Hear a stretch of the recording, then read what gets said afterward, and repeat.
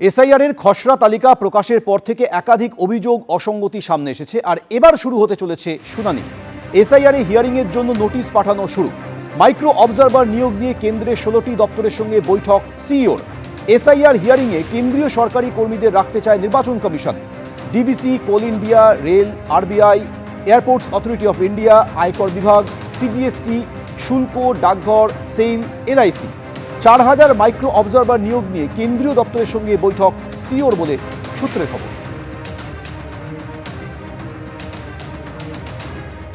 SIR এর খসড়া তালিকায় বাংলাদেশের নাম, যার জেরে বিতর্কে বিএলও।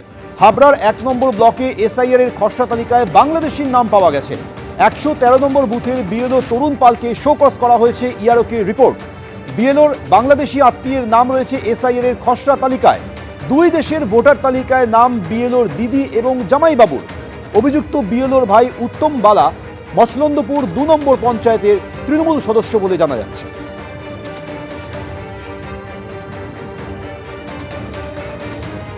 বিউটি মন্ডল বাংলাদেশে থাকে, দেয় ভোটের সময় আসে, দেখি আসে। হ্যাঁ, কি করে হলো সেটা ওর ভাই তো বিএলআর, এটা তো বাংলাদেশ থেকে আইছে কিছুদিন আগে। হ্যাঁ, ভোটার কার্ড করেছে, সবারই করেছে, voter I card, Aadhaar card. একজন থাকে, যেটা তোমার বিউটি মন্ডল বলে, উনি থাকে, আর বাকি সব এখানেই থাকে। ভোটার তালিকায় কার কার নাম আছে? ওটা বিউটি মন্ডল আছে, ওনার ওয়াইফ মানে হাজবেন্ডের আছে দুলাল মন্ডল। বিউটি মন্ডল কি এখানেও নাম তুলেছে? হ্যাঁ, এখানে তুলেছে, ওই জন্যই তো সব মানে ইয়ে আছে। হ্যাঁ, এসআইআর এর ফর্ম খসড়া নাম তুলেছে। এবার সে ওনার ভাই বিএলও, সে কি করে করেছে আমরা জানি না, আমাদের তো বিষয়। বিউটি মন্ডল আর হচ্ছে দুলাল মন্ডল, দুজনের স্বামী স্ত্রীরই বাংলাদেশেই ভোট, কিন্তু এখানকারও ভোট দিচ্ছে তারা। এবং ভোট যখন দিতে আসে না, ভোটের সময় যে ভোটের সময় দিতে আসে না, সেই ভোটগুলো ওরা এখানকার লোকেরাই দিয়ে, ওই আই কার্ড দিয়ে এখানকার লোকেরা দিয়েই আমাদের বুথে গিয়ে ভোট দেয়। এসআইআর ফর্ম ফিল আপ করেছে কিন্তু উপস্থিত নেই, তবুও এসআইআর ফর্মটা ফিল আপ হলো কি করে? নাম এসেছে, কিন্তু এটা আপনার ফর্মে তো একটা সই লাগে, নিজস্ব একটা সই করে তারপরে জমা দিতে হয়, কিন্তু সেই সইটা কে করলো? দেখুন, খসড়া ভোটার তালিকা ঘিরে একাধিক অসঙ্গতির অভিযোগ সামনে আসছে। এবার জীবিত থেকেও কিভাবে মৃত হয়ে গেলেন তিনি, এমনই ভুলভুলাইয়া দেখা যাচ্ছে নামখানায়।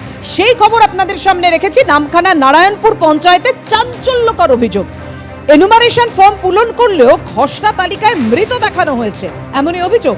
260 নম্বর বুথের বাসিন্দা হরেকৃষ্ণ গিরিকে মৃত দেখানো হয়েছে বলে অভিযোগ উঠেছে।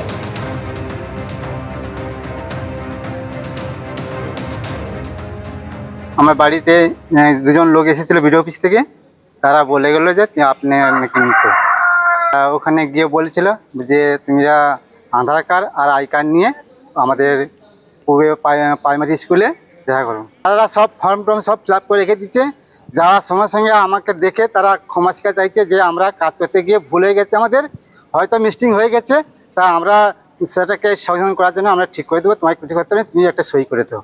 খারাপ লেগেছিল। আমি বলে এই বিষয়টা নিশ্চয়ই কেউ না কেউ জানাইছে পঞ্চায়েত থেকে গেছে বিডিও অফিস থেকে গেছে কমিশনে গেছে, না কমিশন জানবে কিনা আমি তো বলে ইচ্ছা দেবে করবো, আর যাই করুন না কেন আমি এটাকে তদন্ত করে জানতে চাইছি। আপনারা শুনলেন কি অভিযোগ, বিএলও কি বলছেন দেখুন এবার। হরেকৃষ্ণ গিরির ডেথ এসছে, কিন্তু এটা অ্যাকচুয়ালি জীবিত উনি।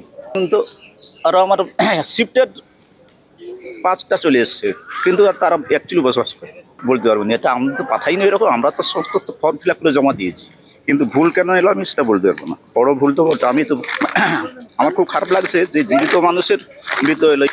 হ্যাঁ, ফর্ম তো সব সঠিক করেছে, ঠিক জানি আমি ঠিক বলতে পারছি না। এরকম অনেকেই এসছে, শুধু আমার নয়, তালিকা অনেক ভুল হাল এসছে, সংশোধন হবে 6 নম্বর। বিএলও এই কথা বললেও যিনি অভিযোগ করেছেন তার অভিযোগটা স্পষ্ট। তিনি বলছেন আমরা তো একেবারে নিয়ম মেনে এনুমারেশন ফর্ম ফিল আপ করেছি, তা হয়েও কিভাবে জীবিত থেকেও মৃত হয়ে গেলাম। নামখানা নারায়ণপুর পঞ্চায়েতে এই অভিযোগ সামনে এসেছে। 260 নম্বর বুথের বাসিন্দা হরেকৃষ্ণ গিরিকে মৃত দেখানো হয়েছে বলে অভিযোগ করেছেন তিনি। আর এই নিয়ে রাজনৈতিক চাপানোতর তুঙ্গে। আমাদের মাননীয় মুখ্যমন্ত্রী বহুবার বলেছেন, আমাদের অভিষেক বন্দ্যোপাধ্যায় সর্বভারতীয় সাধারণ সম্পাদক তৃণমূল কংগ্রেস, তিনি এটা নিয়ে সংসদে বারবার দরবার করেছেন। এসআইআর নিয়ে আমাদের ভারত সরকার, বিশেষ করে মোদী সরকারের একটা রাজনৈতিক চক্রান্ত হিসাবে আমরা এটা দেখেছি। এবং আমাদের টাইটেলটা যেটা আপনি বলছেন গিরি, এই গিরি টাইটেলটা মেদিনীপুরের লোক ছাড়া হয় না, এবং এখানকার স্থায়ী বাসিন্দা দীর্ঘদিনের মানুষজন তাকে যদি মৃত করে দেয়, এটা একটা সুকৌশলে করা হচ্ছে। এটা উদ্দেশ্য প্রণীতভাবে মানুষকে বিভ্রান্ত করার জন্য, তৃণমূল কংগ্রেসকে বিভ্রান্ত করা যায় না, বিশেষ করে মমতা ব্যানার্জিকে কালিমা লিপ্ত করার জন্য। আমার বিশ্বাস এটা চক্রান্ত, এই চক্রান্ত প্রতিবাদ আমরা করছি। আমাদের কাছে ইতিমধ্যে আমরা খবর পেয়েছি, আমরা বলে দিয়েছি নির্বাচন কমিশনে যারা বিএলও ছিলেন, যে কাজ করছিলেন, তার পক্ষ থেকে বলা আছে যদি এটা সুরাহা না করেন তাহলে আমরা এর একটা ব্যবস্থা অবশ্যই নেব। পশ্চিমবঙ্গে যা কিছু ঘটে সবই হচ্ছে ব্যতিক্রম।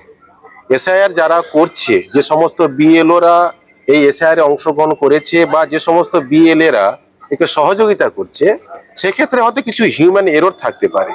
হিউম্যান এরর থাকে, সব জায়গাতে থাকতেই পারে, এটা কিন্তু বিতর্কের জায়গা নেই। তবে একটু সাবধানীভাবে যদি আমরা এসআইআর এর কাজটা করে থাকি, আশা করি পশ্চিমবঙ্গে অনেক ভুয়ো মৃত, যেটা আমরা এএসডি বলছি, অ্যাবসেন্ট, শিফটেড অর ডিলিটেড, কিন্তু অনেক রকম অসঙ্গতি থাকবে। তবে যে অসঙ্গতি আপনারা বলছেন 260 নম্বর বুথে ওই হরিকৃষ্ণ বাবু যে কথাটা বলছেন, এটা কিছু হিউম্যান এরর হয়তো হয়েছে, এটা কোনো বিরাট কিছু ফ্যাক্টর। এবিপি আনন্দ এগিয়ে থাকে, এগিয়ে রাখে।